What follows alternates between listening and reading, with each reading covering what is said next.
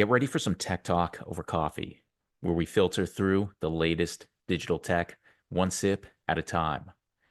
Welcome to The Filtered Brew, a tech podcast all about software. Your host is digital consultant Preston Hurd. So join us for a cup of coffee, and let's get into what's brewing on today's menu. Today, we're going to do something a little different. We're warming up some classics from the archive. We're resurfacing two older episodes that were recorded a few years ago during the tail end of the COVID era, back when businesses were still navigating uncertainty, rapid change, and an unprecedented shift toward digital operations. During that time, companies were forced to digitize at a pace no one expected, creating new processes, new expectations, and new efficiencies. And what's surprising is how much of that conversation still matters today. Even as day-to-day operations have returned to normal, many of the innovations born out of necessity, like tech stack innovations such as automation, data-driven decision-making, and cloud-based collaboration that we talk about in this episode, have become core competitive advantages that continue to shape how modern organizations operate and grow. This two-part series on digital transformation really captures the moment that acceleration began, and revisiting them now reveals just how foundational those ideas remain in today's tech-driven landscape. In this first episode, we interviewed Daryl Thomas, the AI business practice leader at Cisco. His contributions have led to Cisco winning the Stackie Awards several years in a row in recognition of the company's marketing tech stack. Among his areas of focus are omni-channel, inbound and outbound marketing, cognitive and AI, social selling, and leading sales call centers all over the world. Here's our interview with Daryl Thomas. All right. Well, thank you so much, Daryl, for being with us today. We're really excited to have you on as a guest. Glad to be here. Thank you very much, Preston and Nick. Looking forward to the conversation. Yeah, Daryl, thank you so much for joining us today on the podcast. And just like we were talking about in the intro, you're deeply involved in global virtual sales at Cisco. And this got me thinking about global versus regional sales. You have call centers of sales reps all over the world. So how does this work for you considering factors like time zones, traveling, and international cultures? Well, I can tell you that without the pandemic, it was a challenge.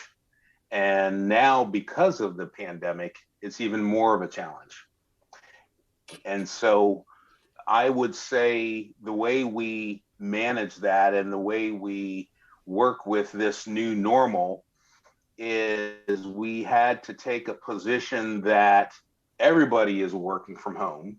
Number one, everybody has the responsibility of doing their job and selling in an environment that, is 100% virtual now. In the past, you would have traditional contact centers that were regionally based, that were based on language, based on region or country. And then that respective seller, would have responsibility for that region or language or country. Well, now, since the pandemic, we've had to become much more distributed in how, the sellers cover those regions or how they cover those languages and countries. And then on top of that, one extra layer of complexity that we have made an adjustment to is selling per architecture. So not only do we sell globally in these various regions supporting different languages, our sellers are also specialists as it relates to a specific Cisco architecture, like collaboration, like security, like infrastructure and data center. Appreciate your international perspective with that. It's not always easy, and I think you don't have that relationship being able to go out to dinner and have drinks and dine together like you used to overseas. And now we're just always on. Well, one other thing I would say, to that point, 2 points. In pre-pandemic times, you had these pure contact centers where all of the sellers were physically in a building on the same floor. It was a sales floor. So imagine what a typical sales floor would be like. People are on the phone, they're having meetings, they're chatting, hey, I just closed this deal, ring the bell. Well, we don't have that anymore. All of that is now being done virtually. So we've actually have embraced some gamification capabilities and software where we are promoting contests and trying to, instill that collaboration between the sellers, even though they are not physically located to one another. And I will have to tell you, on the international travel side, I really do miss that. I miss the interaction of meeting with these, sellers face to face and listening to their needs and concerns one to one. But I will tell you that we've done a pretty good job in that transition, and we're seeing it in our numbers. I love it. I love the gamification. Back to you, Nick. With everything going into a virtual environment, I mean, that has to have put a lot more reliance on technology. Your company has won the Stackie Award for your sales stack several years in a row, and it also ranked among the top 10 Fortune 500 companies in the world. What's that experience been like? It's been pretty cool, actually. What it creates is a lot of interest internally within Cisco to come knocking on our door to say, hey, Daryl, how did you do this? Or can we see the results of what you've implemented? Or tell us more how you did it. And so we get that, internal interest, but then we also get this external interest and demand around, best in class or best practices. So when they see Cisco and they see us, again, achieving these awards, it's really more about, okay, Cisco, how are you using, sales tech stack technologies, and how are you using MarTech, technologies, and then more importantly, how are you using your own Cisco technologies? Because a lot of the things that we've done here, within my organization, within our tech stack, I've been a very strong advocate of Cisco on Cisco. So for us to be a positive influencer in the marketplace, we have to use our own stuff. We have to drink our own champagne. So I would say those three things really have created a catalyst for people knocking on my door, wanting to know more. I get invited to executive reviews about what we're doing, our best in class, show us your numbers, show us how you do it, that sort of thing. So it's been pretty cool in that respect. Not only drink your own champagne, but celebrate, toast the bubbly to your success. I've had the pleasure of having Daryl walk me through on a whiteboard and just talk and just listen about MarTech and the strategy and sales and marketing alignment through the tech. And it's pretty phenomenal what you've been able to do in leading this globally. And when you look at retail, you're always considering the e-commerce and all the newer things that are happening with the omni-channel approach of buying online, picking up in store, or the add to cart functionality, or whatever it may be. And that's definitely a component of tech beyond just electronic data interchange, which is the procurement inventory management piece of it. But really on the sales and marketing side, it's essential. And seeing Cisco win these Stackie Awards is a true testament to what you've been able to contribute. Cheers. Thank you very much. Along with those Stackie Awards, we also see a lot of these infographics which show us basically how each piece of software works with another piece in order to assist in these processes. So with insights and business flows, how do your insights in the business flow with all these different systems and processes? Well, that's a great question. I would say that what we have done at Cisco, we have constructed a data warehouse and a environment where we can centralize our data from our various applications and platforms.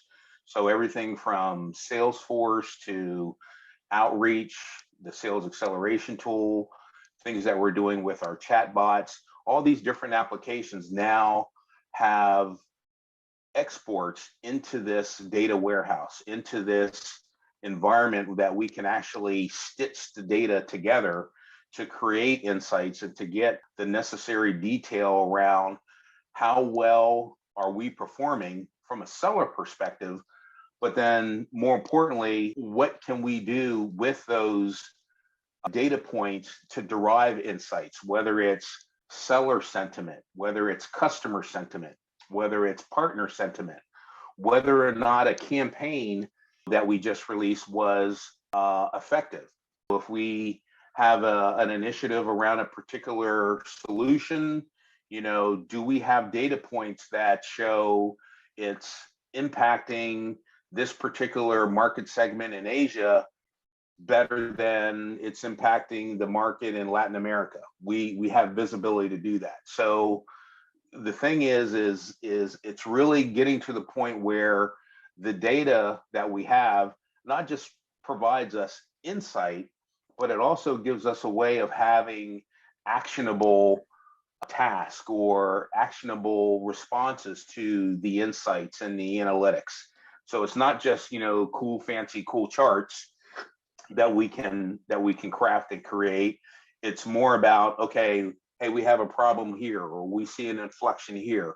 What can we do to respond to either improve, correct a problem, or even see the trend, right? To predict the future, right? That's a lot of what we're trying to do now, especially since we're moving into this new realm of Web 3.0 and all of this new technology that's coming about. We're trying to get our head around, just like the rest of the industry, how's that going to impact us as an IT and a networking company? I love that you mentioned the data foundation, because in sales, if you have the data, you have the firmographics, you got the contact, the number to call, you've looked them up on LinkedIn, however you go about your research, you've got only a 25% chance of having some substantive dialogue with that particular lead.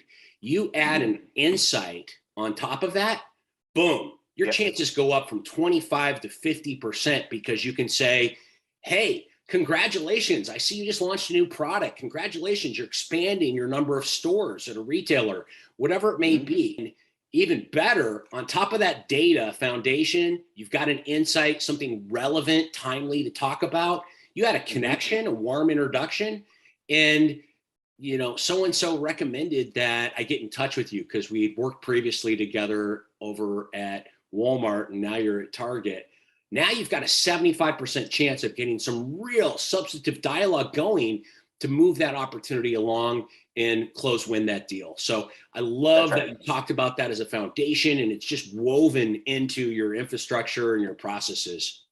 Yeah, and that actually transforms back into what we do with seller performance. So for our sales managers, we take that data, we take those insights and that analytics, and we position it as coaching, collateral and coaching information that can be used for mentoring or, improving a seller's performance.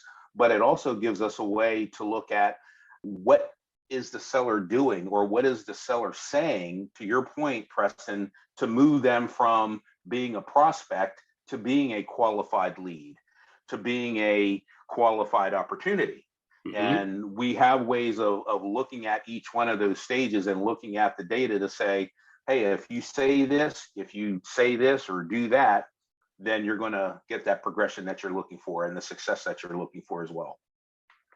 You talked about gamification earlier, and I noticed on your LinkedIn, you had this great post where you said, no, the metaverse is not a fad. And then there was this image of this guy watching professional sports on his Oculus headset. So what's your take on the metaverse and NFTs? Yeah, so I just need to share this with you. So Cisco has a 2-week shutdown over the holidays. And during that time, you're, to unplug. So I took the time to go down the rabbit hole of crypto. And my first intention was, well, let me learn about how to buy crypto and what is cryptocurrency. Well, once I started to get into that, then I quickly learned that, oh, there's a whole lot more to it than Bitcoin and Ethereum and cryptocurrencies and blockchain. And what I discovered is that where we are at right now is a point of transition. And I like to call it a nexus point. And the reason why I'm calling it a nexus point and a point of inflection is because we are at the transition of migrating from a centralized internet or architecture or methodology of how people interact with the web today in a centralized fashion where the data is managed and controlled by, an application or a platform or social media company, to an environment and an architecture that is decentralized. And that decentralization really is at the heart of what is happening in this crypto ecosystem. And I like to use the term ecosystem because it includes things like the metaverse and virtual lands and NFT marketplaces. And where we're at right now is, if you were to look at a bell curve, you would say that we are at the point where it starts to inflect at the very bottom, where you have these early adopters, primarily technically oriented folks that understand the lingo, understand the jargon, understand the technology. Those are the ones that are trying to figure it out. The general masses are still trying to get their head around what crypto is in the first place. And so this year is really going to be a transitional year and a nexus year, because everything that we've done up until this point with Web 2.0 has been based on how we interact with applications like Amazon or Etsy or Facebook. And, again, you have this centralization, but really the underlying factor is, how are we going to migrate into this metaverse environment that includes virtual reality, augmented reality, mixed reality, digital assets, digital currency? All of that's going to take platforms and processes and systems to support all of that. And that's where the big opportunity is right now with the metaverse. You've got big players like Facebook changing their name to Meta and their commitment to Oculus and their gaming platform.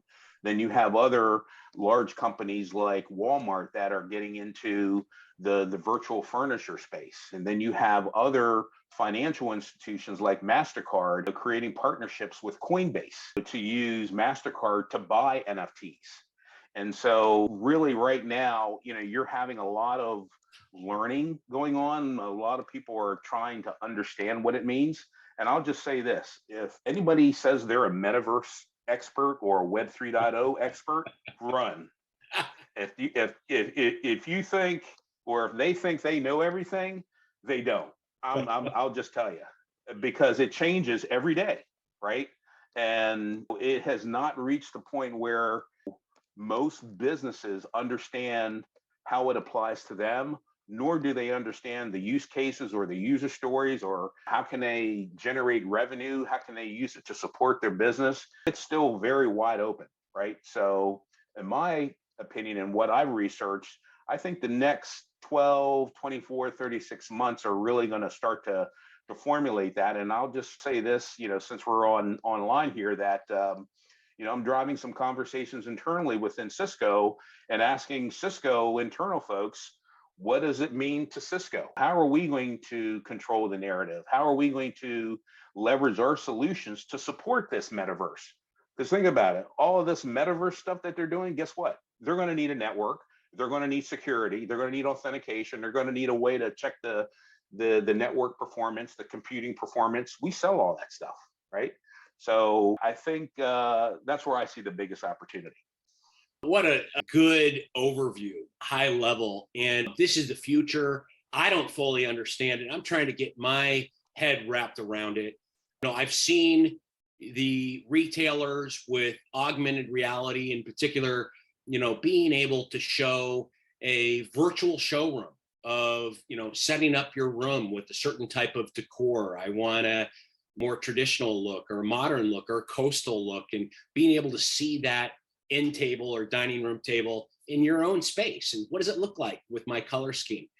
The whole virtual try-ons where you take a company like Sephora, for example, and trying on different makeup and lipstick, or these are smart glasses. These are Amazon Echo frames. And I've started to leverage that to be able to make a quick phone call or listen to music and do those types of things. But this is really the next level when you get into the metaverse. And how do retailers leverage that for marketing?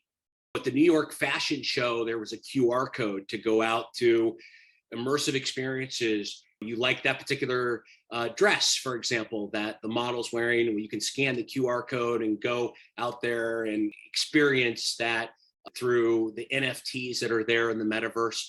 I really think that this whole Web 3.0 and all of this is a completely untapped, not even fully understood opportunity.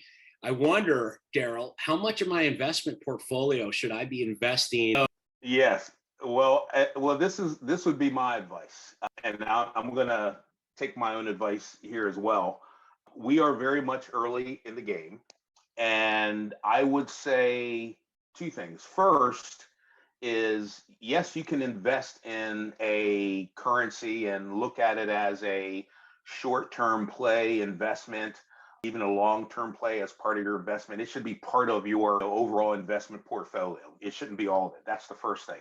But the second point I would make is the sweet spot in all of this is not just in the currency, but investing in those companies that are building these applications and building these platforms, like Solana, like Avalanche, like Polygon.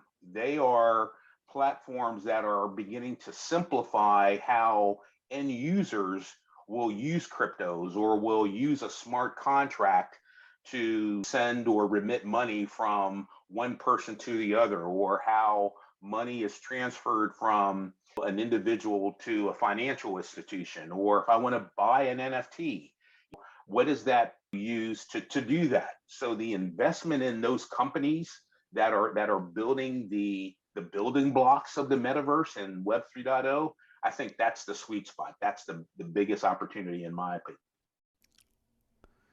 And one of the most interesting things to me about the metaverse is that the concept of a game with an open world, we've seen that as far back as the late 90s with games like Ultima Online, where you would see not only an open world, but even a community of players who would gather to do things like, let's say go to an auction house and bid on virtual items. So it's going to be very interesting to me to see how Facebook brings the concept to a broader audience. Now, taking things back to the real world, Preston mentioned that you give back to your community by helping kids out with football. Tell us a little bit about that. Yeah, so I'm a football guy at heart. I played in high school and college and did some semi-pro, never made it to the professional level, but always had a desire to coach and give back to young people for the love of the game.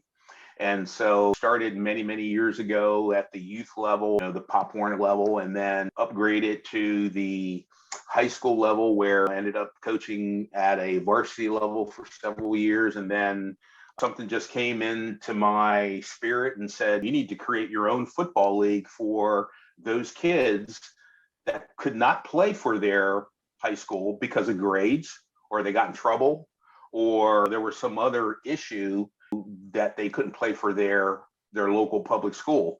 And so I created a football league called the Carolina Football Development League, ended up with 9 teams that provided a prep and a post-grad level opportunity for those types of individuals that, couldn't make it to college for grades, or went to a community college where there was no football. And football is one of those sports where, unlike basketball, baseball, and many others, you have these club teams or these AAU teams. Football doesn't have that, right? And so it kind of filled that niche. But the key, though, was not just learning the game, but it was all about making them a better person. So we took the concept around the whole player.